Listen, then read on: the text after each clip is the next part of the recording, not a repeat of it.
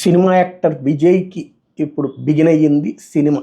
ఏంటయ్యా అంటే మొన్ననే భారీ బహిరంగ సభ పెట్టి ద్రవిడ మున్నేట్ర కజగం భావజాలానికి నా భావజాలానికి ఒకటే, కాకపోతే వాళ్ళు రాజకీయ శత్రువు. ఒరిజినల్ నా భావజాలానికి పడంది భారతీయ జనతా పార్టీ, దాంతో భావజాల శత్రువు. అట్ ద సేమ్ టైం నేను గెలవబోతున్నాను, ఏదో సింహం సింగల్గానే వస్తుంది, ప్రాబ్లం ఏం లేదు, గెలిచి తీరతాం. గతంలో విజయకాంత్లో శరత్ కుమార్లు ఇట్లాంటి లెక్కలేం చెప్పొద్దు, నేను సాధించి చూపెడతానని చెప్పుకురావడం ఇదంతా అయింది. అదే సందర్భంలో ద్రవిడ మున్నేట్ర కజగం కూడా ఒక రకన ప్రోత్సహిస్తూ వస్తుంది.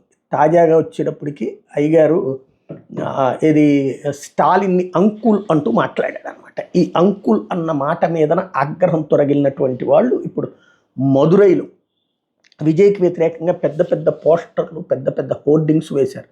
అహంకారంతో ప్రవర్తిస్తే తీవ్ర పరిణామాలు ఎదురవుతే విజయ్ అని. అంటే ఓపెన్ కన్ఫ్రంటేషన్, ఓపెన్ గొడవకి దిగింది ద్రవిడ మున్నేట్ర కజగం. తద్వారా రాబోయే రోజుల్లో ఇక సమరం నడుస్తుంది.